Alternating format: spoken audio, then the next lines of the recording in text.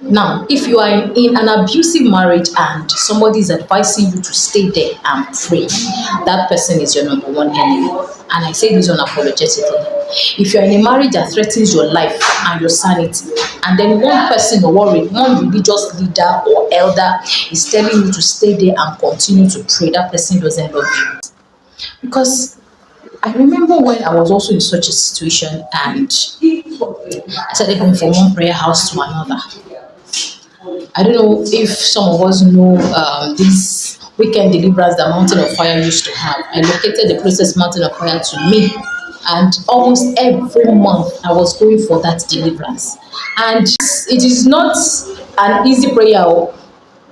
Friday, all throughout no food, no water. Saturday, all throughout no food, no water. Sunday, you break by 12. And in the midst of the hunger, with the hunger, the weakness, you will pray aggressive. We're praying aggressive, die by fire, take it by force prayer. Guess what? Nothing changed. Reason being that a lot of times these spouses who are abusive, they are clearly aware of what they are doing. Other times, especially if the person is a narcissist, it is a mental health issue. The person needs medical intervention.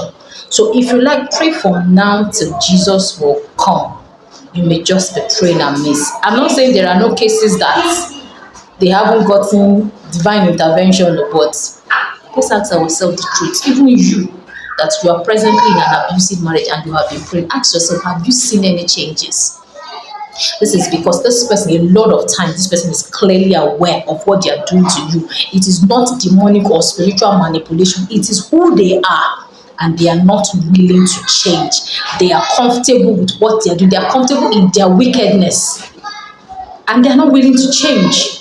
So even if you're going to pray for that person, the best advice is that take yourself to a safe place. Leave that place where your life and your marriage is threatened. You can go to a safe place and begin to pray from there.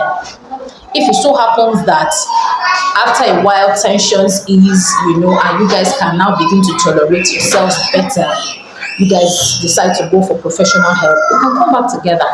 But at that point in time, when the hatred is growing, you've gotten to the stage where you're beginning to have evil thoughts towards each other, that is the time to leave. But I'm talking from personal experience. You go pray tired. I got to a point that after I did it for years, almost every month I was in and out of these deliverance houses. And to the glory of God, I met another pastor, and the pastor God said, I have just one prayer point for you. He said, go and tell God that, God, if this marriage that I am in and I'm suffering, if it is your will of God, change this man. God, if it is not your will, separate us quickly. And I started praying that prayer. I was fasting.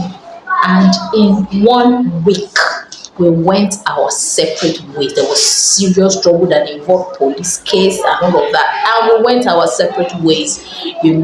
That was God's answer to my prayer. So sometimes when you are in such an abusive marriage, and you're praying for the person to change, you may just be praying the wrong prayer. Okay, open your eyes. Don't stay where your life, your sanity is threatened, and you say because God is against divorce. Okay, don't divorce. Pack your load and live separate. And one thing you must know is that where there's no peace, there's no progress. If within you there's no peace, you are in a marriage that troubles your peace, you can never make progress. And aside the fact that you will not make progress, you can never be a good parent. You will bleed on the children. So the fact that the children are observing you in that situation is already traumatic for them. Then you are parenting from trauma, from pain. It is a recipe for disaster for everybody involved.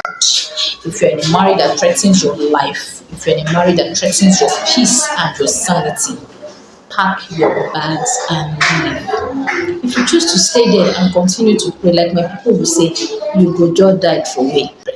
If you are in such a marriage, pack your bags and run. You may later come back together when tensions have eased, when you guys have sought professional help. When I say professional help, not your religious leaders. Go and talk to registered marriage counselors and coaches. Pack your bags and leave.